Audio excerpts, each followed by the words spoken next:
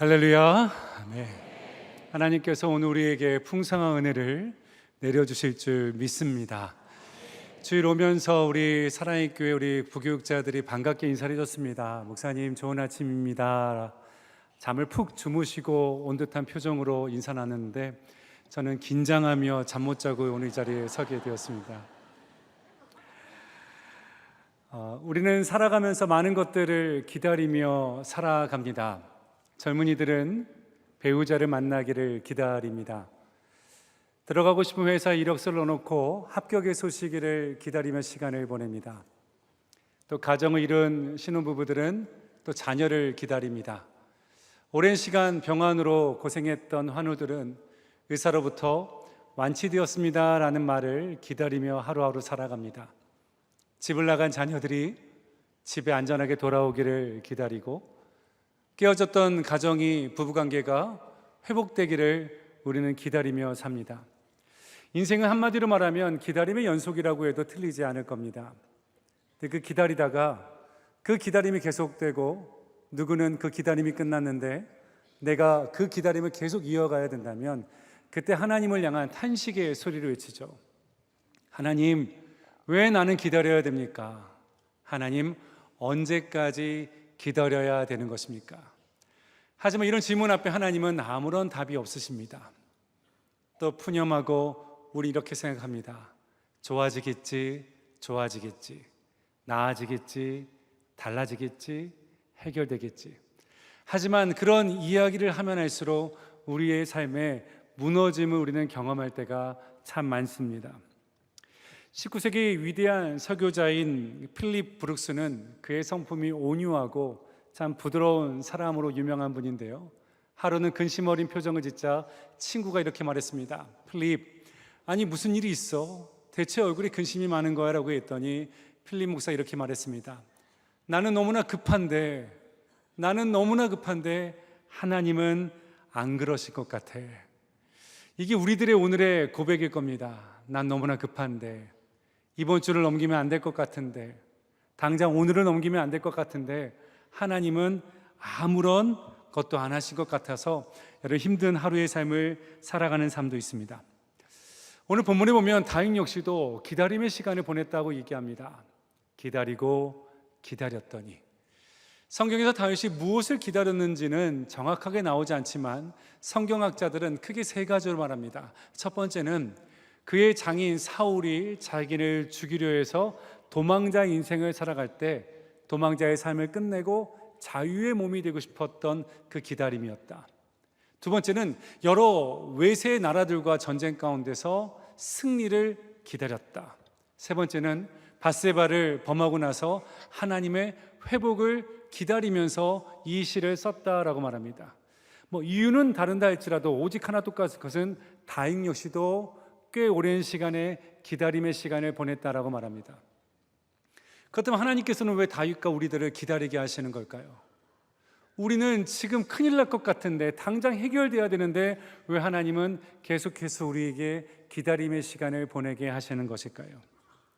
거기에는 큰 두 가지 이유가 있습니다. 첫 번째는 그 기다림은 하나님께서 우리를 빚으시는 시간으로 삼으신다는 겁니다. 여러분, 기다림의 주체는 내가 아닙니다.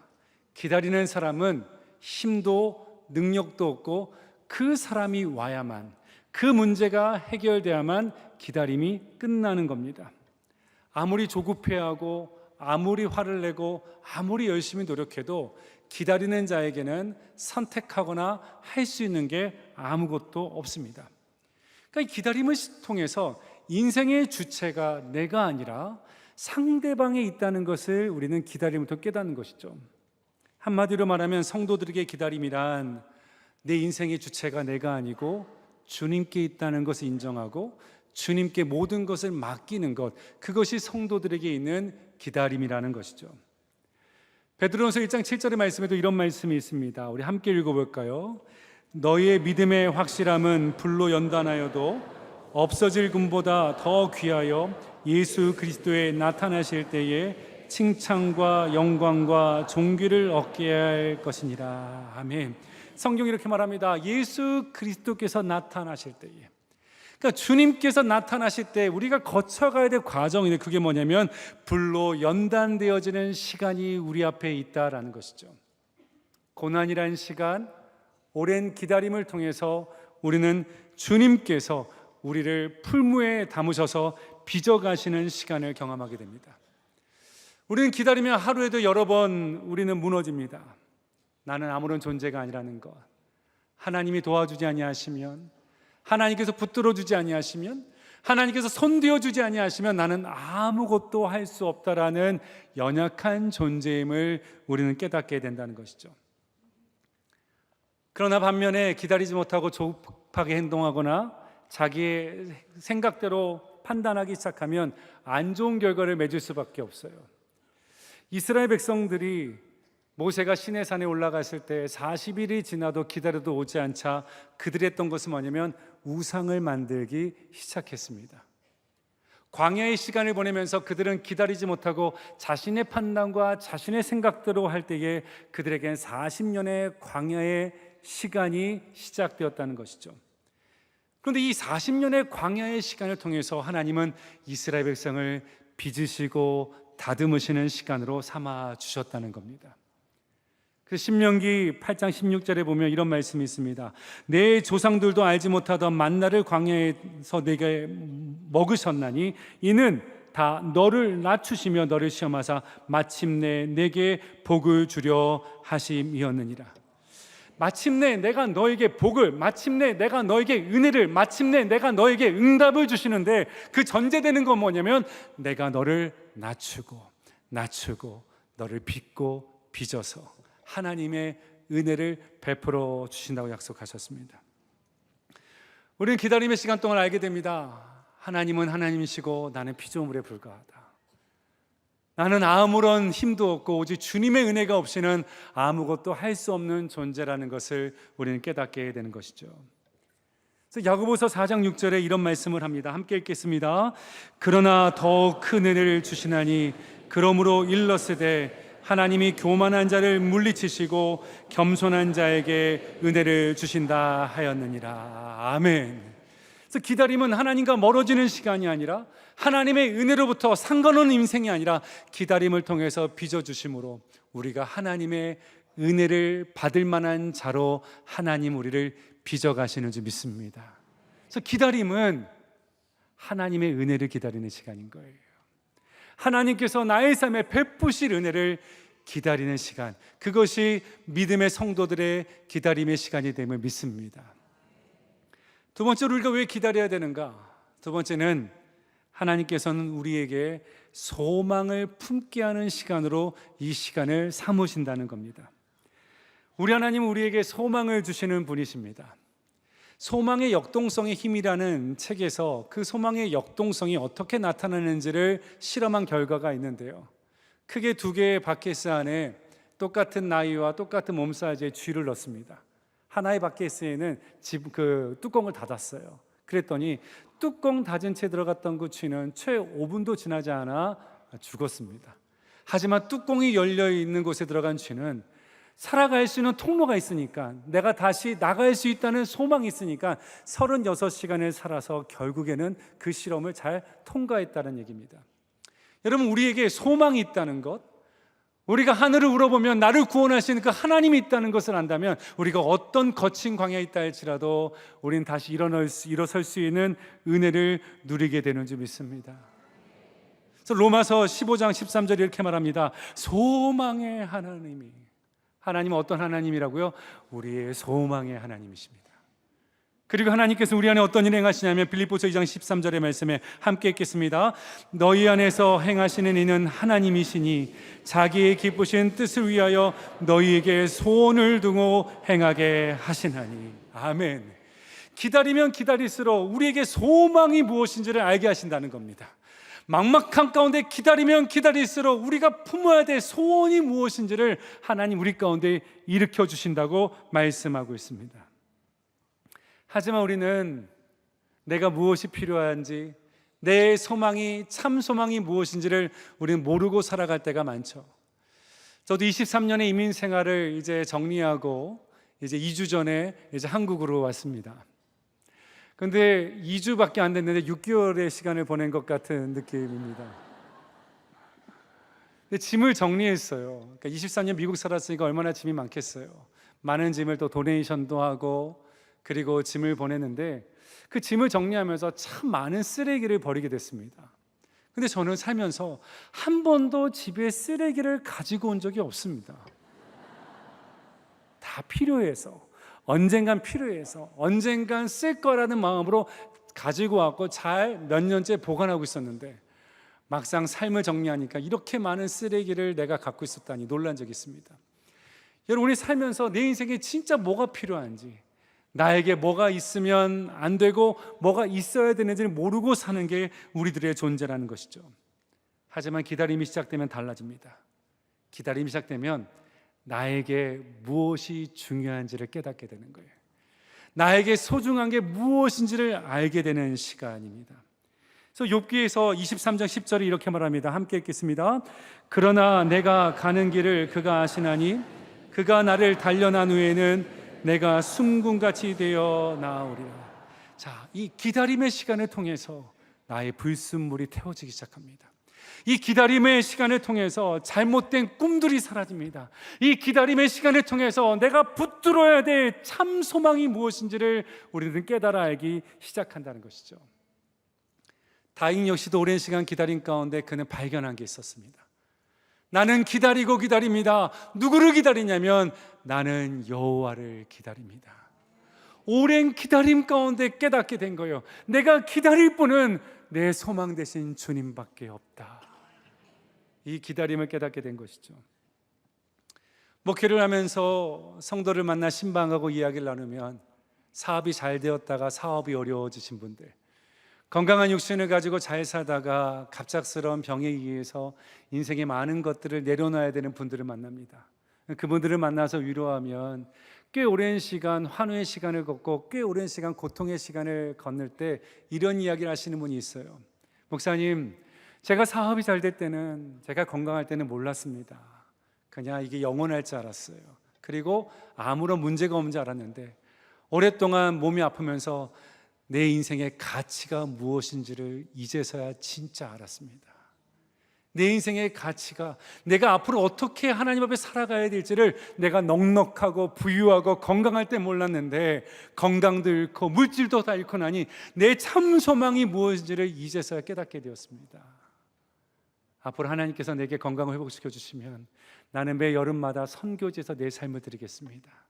하나님께 나에게 다시 한번 건강 허락하여 주시면 내가 교회를 섬길 때 내가 주저하지 않고 내가 머뭇거리지 않고 내가 찬양자의 자리에서 예배팀의 자리에서 부른다면 모든 현장에서 나는 하나님을 섬기는 자로 살겠습니다라는 고백을 하게 됩니다. 오랜 기다림 가운데 내 마음의 참 소망이 무엇인지를 알게 됐다는 것이죠.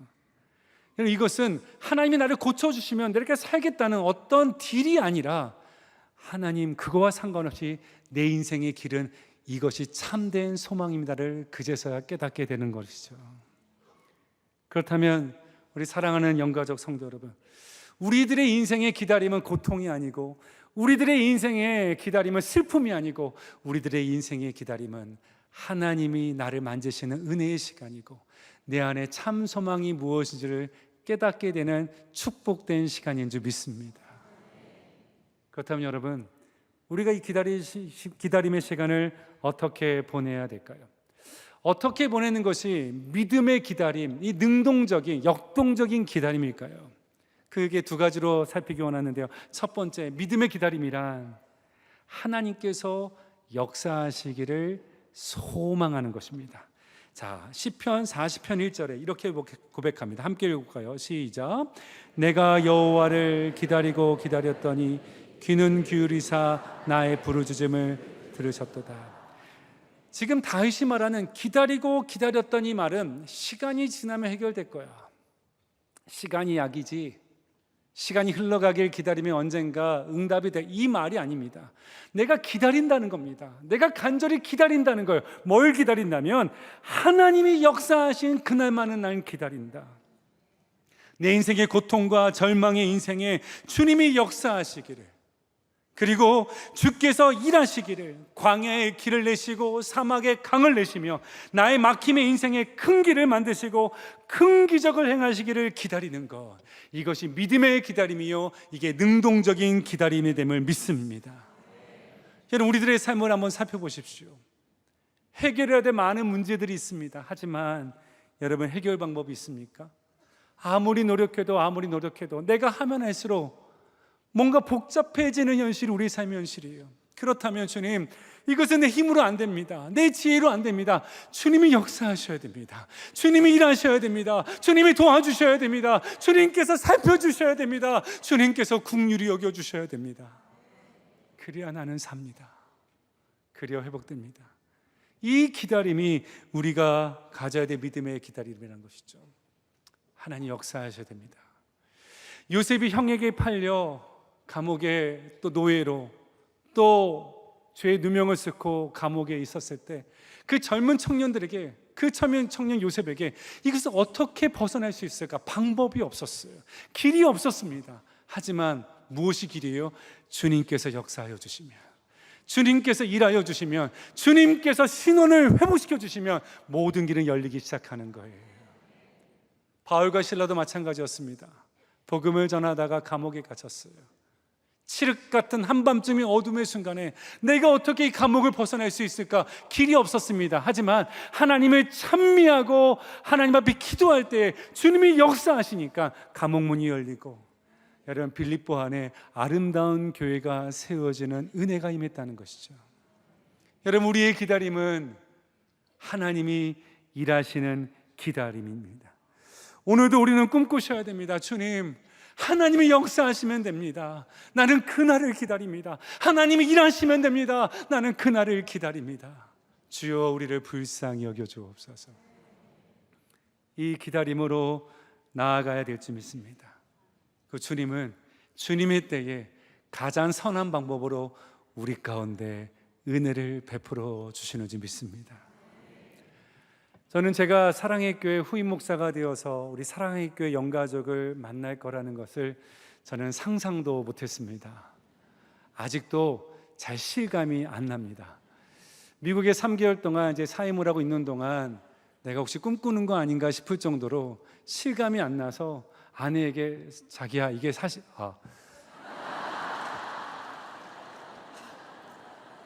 품위 있게 하겠습니다. 아니에요, 이게 현실이 맞나요? 이런 이야기를 자주 반복했던 적이 있어요. 2000년도에 총신대학교 신대원을 들어가고 나서 신대원 1학년 때 8월이었습니다. 그때 한국교회 미래를 준비하는 세미나가 당시 한국교회, 미국교회의 이민교회 영향력이 있었던 우리 하영조 목사님, 그리고 이동원 목사님, 또 오정현 담임 목사님께서 미래를 준비하는 신학생 모임 한미준 세미나를 안성수양관에 개최해 주셨습니다. 그때 제가 이제 등록을 해서 이제 멘토링 그룹에 이제 그룹이 짜졌을 때 제가 오정현 담임 목사님의 그룹에 들어가서 오 목사님의 이제 멘토링을 받는 거였어요.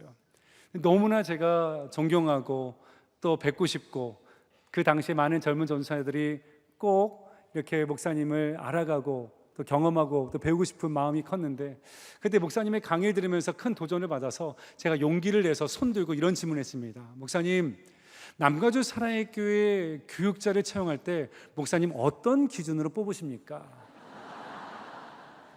두 가지를 말씀하셨습니다. 첫 번째는 포텐셜, 가능성이다. 두 번째는 팀워크를 본다. 이게 저한테 너무나 신선한 도전이었기 때문에 제가 그때 내가 미국에 유학 간다면 꼭 남가주 사랑의 교회 사역하고 싶다라는 마음의 소원을 품었습니다. 그런데 이 미국에 갈 길도, 또 유학을 간다고 해서 남가주 사랑의 교회 사역자가 된다는 것도 길이 안 보는 상황이었고, 그냥 마음에 소원만 품을 때였습니다. 그리고 2년 6개월이 흘러 2002년 12월 13일 11시 한 통의 전화가 국제전화로 왔습니다. 이런 전화였습니다. 윤대혁 전사님이시죠? 예, 그렇습니다. 여기 남가주 사랑의 교회입니다. 함께 사역하지 않으시겠습니까? 그러면서 그 다음 말이 충격이었습니다. 12월 13일이었는데요 1월 말까지 학생 비자 받고 들어오십시오. 1월 말까지 안 들어오면 없던 일로 하겠습니다. 근데 여러분, 한 달 만에 학생 비자를 어떻게 준비해요? 그리고 저는 그때 전세 계약한 지 딱 6개월밖에 안 됐고 저희 둘째 아이가 태어난 지가 딱 10개월이었습니다. 신대원도 졸업식도 가야 되고 강도사 거시도 봐야 되고 모든 게 다 어려움과 어려움이었어요. 그런데 하나님은요, 미리 예비하셨더라고요. 마음의 소원을 품으니까 진짜 비자 문제도 해결되고, 그 진짜 고마운 분입니다. 그 전세를 줬던 그 집주인이 어떤 페널티도 없이 불이익도 없이 그 계약을 해제해주고, 그리고 미국에 올 수 있었습니다. 그리고 오 목사님 옆에서 배우고, 이 만남의 이 소망의 축복이 오늘 이 자리까지 오게 하신 줄 믿습니다. 하나님은 우리에게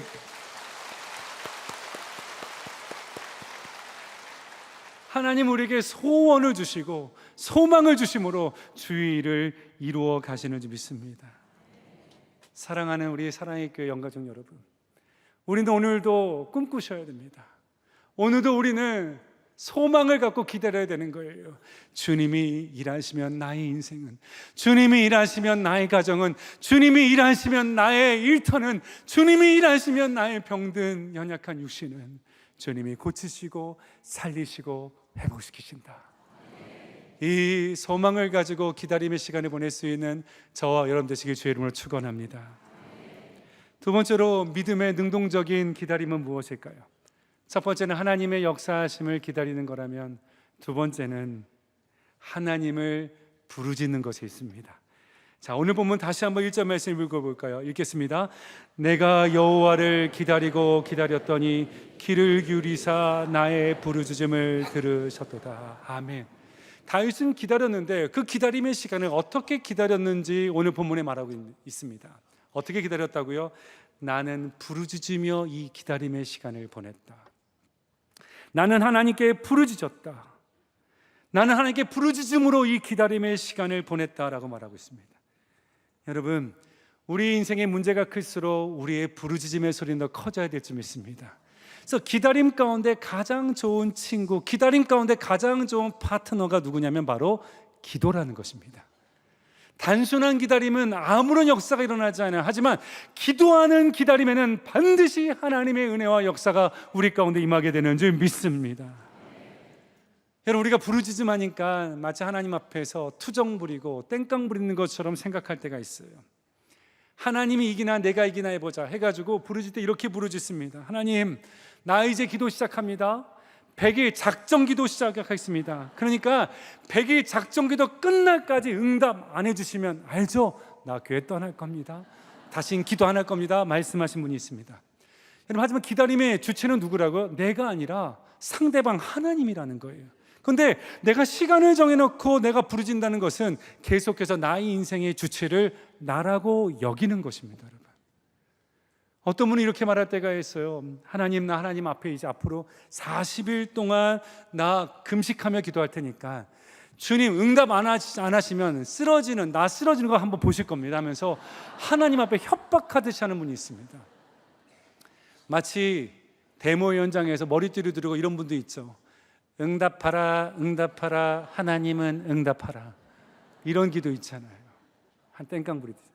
기다림은 그런 것이 아닙니다. 기다림은 하나님의 은혜를 믿는 거예요. 하나님의 응답을 믿는 거예요. 지금도 내 삶에 내 기도를 들어주신다는 믿음의 확신 가운데 부르짖는 그 기도, 그 기도를 통해서 하나님 우리 가운데 새 일을 행하여 주시는 줄 믿습니다.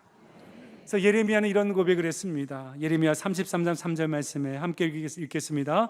너는 내게 부르짖으라. 내가 내게 응답하겠고 내가 알지 못하는 크고 은밀한 일을 내게 보이리라. 아멘. 아멘. 우리가 깊은 수렁에, 깊은 웅덩이에 빠지면 그 빠져있는 시간 동안 누구 때문에 이렇게 되었다, 내가 나가기만 해봐라, 내가 가만히 안 두겠다, 이것만큼 미련한 인생이 없는 거예요. 빠졌으면 뭐예요? 구원자를 찾으셔야 되는 겁니다. 주님, 내가 웅덩이에 빠져있지만 나를 건지실 분은 주님밖에 없습니다. 나를 세우실 분은 주님밖에 없습니다. 나를 도우실 분은 주님밖에 없습니다. 주님, 나를 도우시옵소서, 나를 도우시옵소서. 이 기도의 부르짖음이 저와 여러분을 살리실 줄 믿습니다. 성도들의 많은 아픔의 이야기, 사업의, 가정의, 인생의 슬픔 이야기 들으면 그 슬픈 감정이 이렇게 젖어들다가, 하지만 우리가 어때요? 기도의 자리로 나아가 주여, 기도의 자리로 나아가 주여, 기도의 자리로 나아가 하나님의 얼굴을 구하면 그때 뭐예요? 내 안에 소망이 생기는 거예요. 될 것 같다, 될 것 같다. 하나님이 역사하시면 이 일은 반드시 응답된다라는 소망을 우리에게 주시는 줄 믿습니다. 우리는 6월달을 맞이해서 피 흘림이 없는 복음적 평화통일을 오늘 보내고 있습니다. 남북이 갈라진 지 이제 28,408일, 73년의 시간이 흘렀습니다. 제가 어린 시절에 통일을 꿈꾸며 불렀던 우리의 송일의 소원은 통일한 이 노래가 이제 옛날 노래처럼 되어 있고, 이제 통일을 외치면서 기도하는 소리는 점점 작아지고 있습니다. 이렇게 말해요. 그냥 이렇게 행복하게 지내면 어떨까? 그냥 정권이 바뀌면, 외세가 도와주면 그냥 오면 오는 거고 말면 마는 거고, 이건 하나님의 뜻이 아닙니다. 하나님은 우리에게 복음적 평화 통일을 주님은 이루길 원하신다는 것이죠. 그 통일은 누가 이룹니까? 예수 그리스도께서 십자가의 보혈의 능력의 주가 되신 예수 그리스도의 십자가의 은혜가 그 통일의 문을 열어가실 줄 믿습니다. 그래서 이사야서 35장 4절 이렇게 말하고 있어요. 겁내는 자들에게 이르기를 굳세어라, 두려워하지 말라. 보라, 너희 하나님이 오사 보복하시며 갚아주실 것이라. 우리 함께 읽겠습니다. 그가 오사 너희를 구하시리라 하라. 아멘. 누가 오시면? 주님이 오시면, 하나님이 오시면, 하나님이 역사하시면 모두가 다 구원받고 해결받는다는 것이죠. 여러분, 우리가 지금 통일의 기도가 사라질 때에 우리는 평화적 복음 통일을 위해서, 복음적 평화 통일을 위해서 우리는 기도해야 됩니다. 기도하지 않으면 그날은 오지 않아요. 하지만 기도함으로 기다리면 그날은 반드시 우리에게 임하게 되는 줄 믿습니다. 1907년 평양에 있었던 놀라운 영적인 부흥운동이 역사가 다시 평양의 특별 새벽 부흥회를 통해서 임하게 되는 줄 믿습니다. 486의 부흥의 역사가 시작될 줄 믿습니다. 기도하면 있고 기도가 없으면 없는 것입니다. 우리는 기도함으로 이 기다림의 시간을 보내야 합니다. 이제 사랑하는 우리 영가족 성도 여러분, 이제 우리가 하나님의 일하심을 보기 위해서 우리는 어디로 가야 되는 것일까요? 우리는 부르심의 자리로 가야 됩니다. 토요 새벽 부흥집회 오셔서 7천 기도용사의 자리에서, 모라비안 불침번의 그 기도의 자리에서 기도할 때마다 그 기다림은 헛된 기다림이 아니고 하나님의 응답과 일하심을 기다리는 기도의 현장이 되길 주의 이름으로 축원합니다. 말씀을 마무리하기 원합니다. 오늘 다윗은 고백합니다. 내가 여호와를 기다리고 기다렸다. 그리고 그 기다림의 소리에, 부르짖음의 소리에 하나님은 귀를 기울여 주셨습니다. 기다림은 하나님께서 우리를 포기한 시간이 아닙니다. 우리를 빚으셔서 은혜 받을 만한 자로 삼으시는 시간이에요. 우리에게 소망을 품게 하시는 시간입니다. 소망을 품고 하나님이 역사하시기를 기독해 하시는 시간입니다. 부르짖음으로 하나님의 역사를, 응답을 누리며 살아갈 수 있는 저와 여러분 되시길 주의 이름으로 축원합니다. 기도하시겠습니다. 은혜로우신 하나님 아버지, 오늘 말씀을 통해 우리들의 기다림이 곧 은혜의 자리임을 깨닫게 하시니 감사드립니다. 기다림 속에 지치고 낙심할 때에도 하나님께서 우리를 포기하지 않고 계심을 늘 깨닫게 하시고 주의 손으로 빚으시고 다듬으셔서 은혜 받을 만한 사람으로, 소망의 사람으로 살아가게 하여 주시는 줄 믿습니다. 주여, 주님이 역사하시길 소망하며 날마다 믿음의 기다림으로 부르짖으며 나아가는 주의 성도들 되게 하여 주시옵소서. 우리의 기도에 응답하신 하나님을 믿사올 때 우리 주 예수 그리스도 이름으로 감사하며 기도하옵나이다. 아멘.